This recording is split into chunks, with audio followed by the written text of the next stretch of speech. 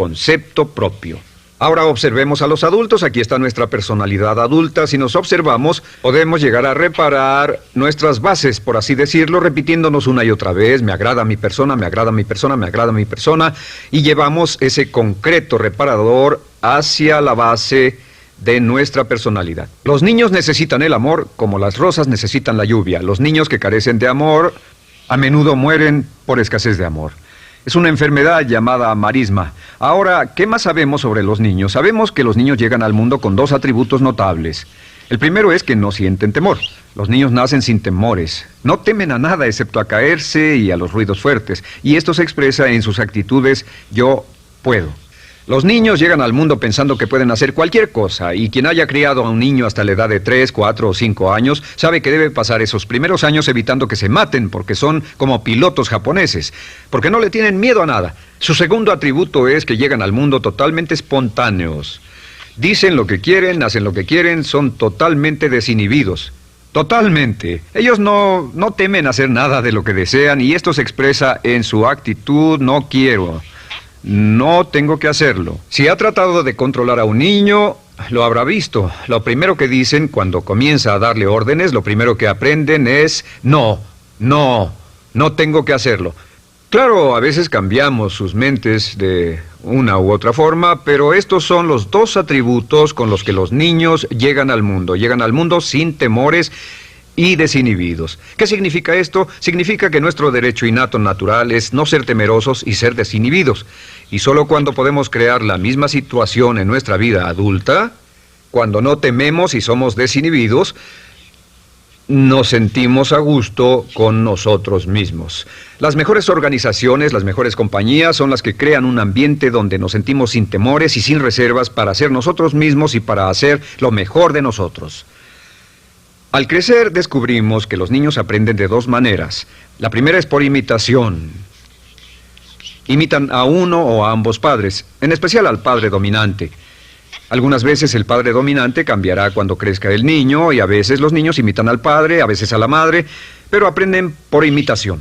Muchas características y hábitos que tenemos como adultos los aprendimos de nuestros padres. ¿Alguna vez ha tenido la oportunidad, ha tenido la ocasión de gritarle o reñirle a uno de sus hijos? Verá que le dice las mismas cosas que le dijo su padre a usted cuando era niño. Así que imitamos. A veces imitamos su caminar, a veces su forma de hablar, a veces imitamos sus valores, sus creencias, etc. Aunque esos valores y esas creencias no tengan ningún valor. ¿Por qué? Porque nuestros padres eran así cuando nosotros éramos niños. La segunda forma en que aprendemos es pasando de la incomodidad, lo que no se siente bien, hacia la comodidad. Freud llamó a esto el principio del placer. O sea que nos movemos hacia aquello que nos hace sentir cómodos, lo que nos da placer, lo que nos hace sentir bien con nosotros. Nos movemos de la incomodidad hacia la comodidad.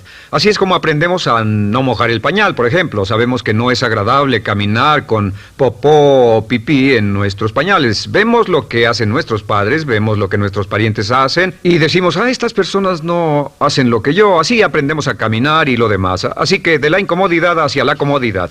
Durante toda nuestra vida, por cierto, así es como aprendemos. Imitamos leyendo lo que otras personas hacen, estudiando libros y en el trabajo, imitamos cuando vamos a la escuela, y hacemos lo que nos da resultados positivos, lo que nos da refuerzos positivos, y hacemos cada vez menos las cosas que nos causan incomodidad o dolor. Ahora, muy temprano en la vida, como equivocación o como resultado de una equivocación que los padres cometen en la crianza, los niños comienzan a aprender hábitos y patrones negativos. Los patrones y hábitos negativos tienen sus raíces principalmente en la crítica destructiva. La crítica destructiva comienza muy temprano en la vida, a veces en los primeros meses. Y la crítica destructiva la usan los padres para dirigir y controlar a sus hijos. Desafortunadamente, tiene un efecto muy peligroso y dañino sobre nosotros, ya que la crítica destructiva tiende a minar la integridad de la personalidad del niño. Muchos de nosotros, incluyéndome a mí y a muchos de ustedes, nos hemos visto minados y heridos por la crítica destructiva más que todas las guerras en la historia. Ahora, como resultado de la crítica destructiva, comenzamos a desarrollar hábitos y patrones negativos. Los patrones de hábitos negativos son respuestas condicionadas hacia los estímulos. Los patrones de hábitos negativos se desarrollan en los inicios de la vida. Se desarrollan como resultado de una repetición del temor y el dolor Una y otra vez se desarrollan como resultado de la crítica destructiva, el castigo físico, etcétera. En los inicios de la vida comenzamos a desarrollar dos manifestaciones que nos persiguen durante toda nuestra vida y más que ninguna otra cosa inhiben nuestro potencial. La primera es la llamada patrón de hábito negativo inhibido. El patrón de hábito negativo inhibido se aprende cuando al niño le dicen una y otra vez no.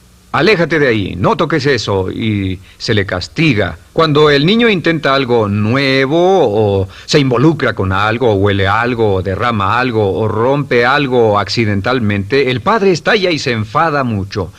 Como ven, el niño está impulsado por la curiosidad insaciable de explorar su mundo.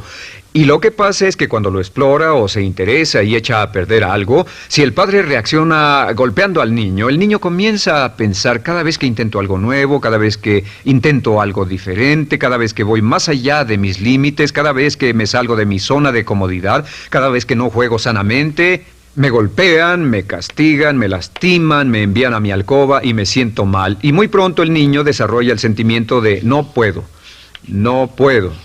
No puedo. Cada vez que trato algo diferente, me castigan. No puedo, no puedo, no puedo.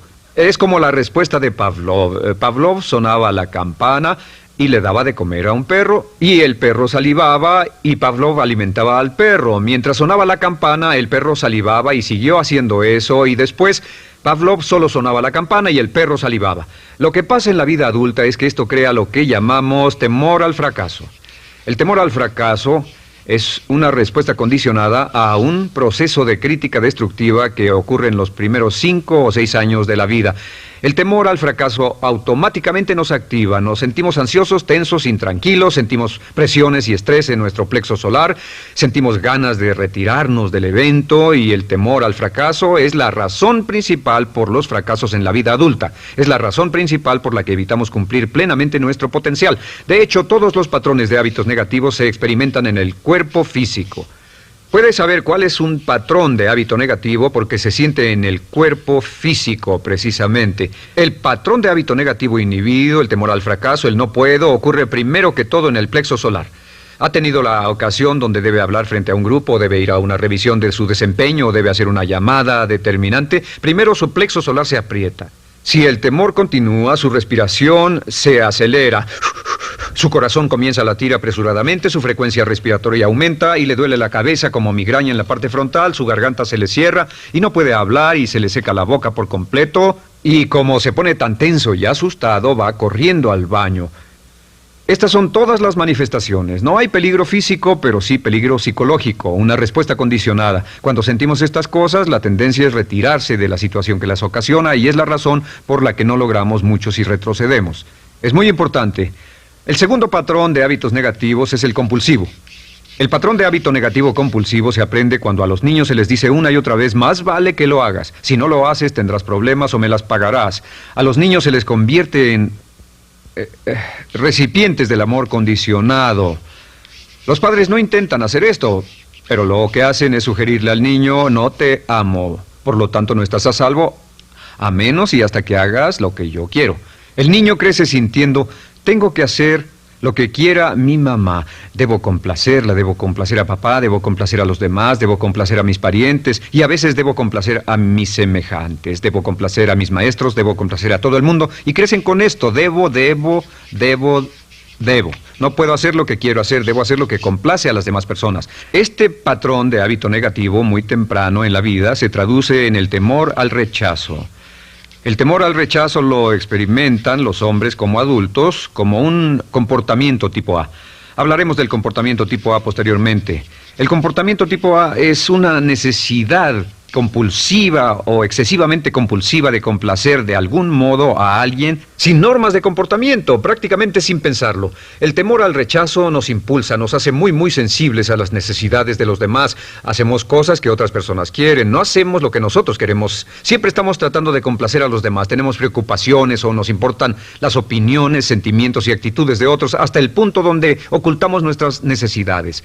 El temor al rechazo se siente en la columna del cuerpo. Se divide el cuerpo a la mitad, y se siente hacia abajo en la mitad posterior del cuerpo. El primer lugar donde comienza a sentirse el temor al rechazo es generalmente en los hombros y el cuello. Nos sentimos entumidos, duros, tensos. Cuando tenemos mucho que hacer sentiremos un estrés tremendo en la columna. Los músculos se estiran en la parte posterior.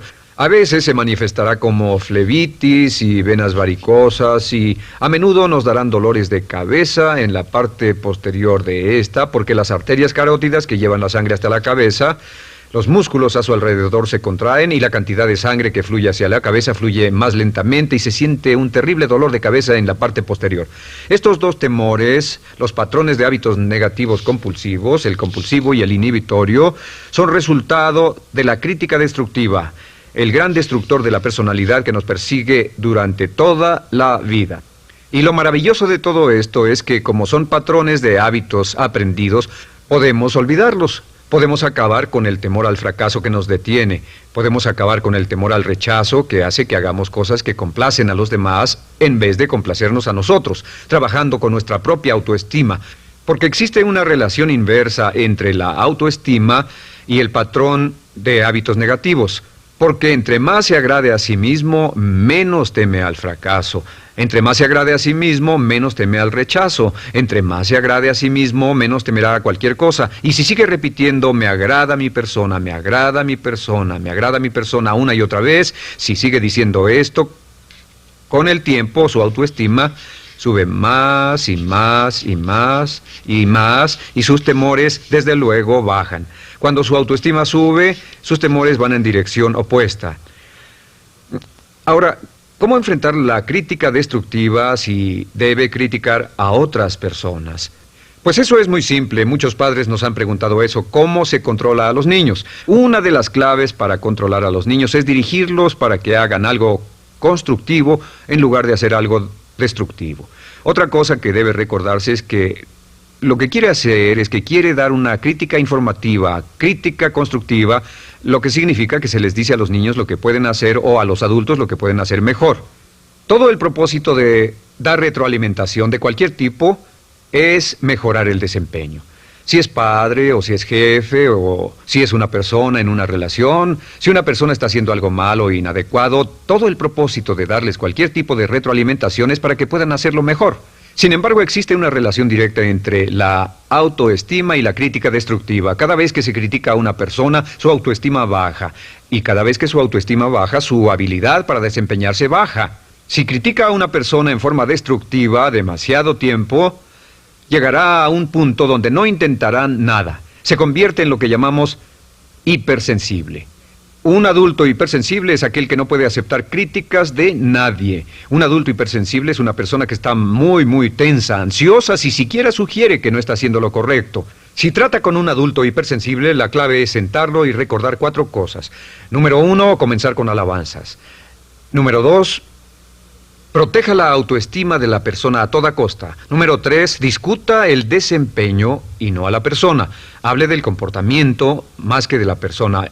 Y número 4 es enfocarse hacia el futuro en vez de en el pasado. Enfóquese hacia lo que va a hacerse en forma diferente en el futuro en vez de lo que pasó en el pasado. ¿Por qué? Una razón muy simple, porque una persona no puede controlar el pasado. Al no poder controlar el pasado, cualquier crítica de lo que han hecho en el pasado les da un estrés tremendo y frustración. Así que, en resumen, la clave del éxito en la vida es una actitud mental positiva. Una actitud mental positiva se basa en expectativas de éxito, de una serie de expectativas positivas. Esa serie de expectativas positivas se basa en sus creencias y en su concepto de sí mismo. El centro de su concepto propio que determina su eficacia en la vida es su autoestima, y su autoestima se mide por cuanto se valore a sí mismo. Las dos cosas que nos frenan más que nada son el temor al fracaso y el temor al rechazo. Y uno de nuestros secretos centrales de éxito es este: conviértase en un organismo generador de autoestima perpetua. Haga continuamente cosas para usted mismo, hacia sí mismo en su vida, que hagan que se agrade a sí mismo, que se ame, que se acepte, que se respete, que hagan que se sienta fantástico con usted mismo. Si es un jefe o un padre, no olvide que la clave para el máximo desempeño en su hogar y en su trabajo es hacer que las personas se sientan maravillosamente consigo mismas. Entre mejor se sienta consigo mismo y más se agrade, más probable será que logre que las personas a su alrededor lo quieran, lo acepten, lo respeten, se respeten.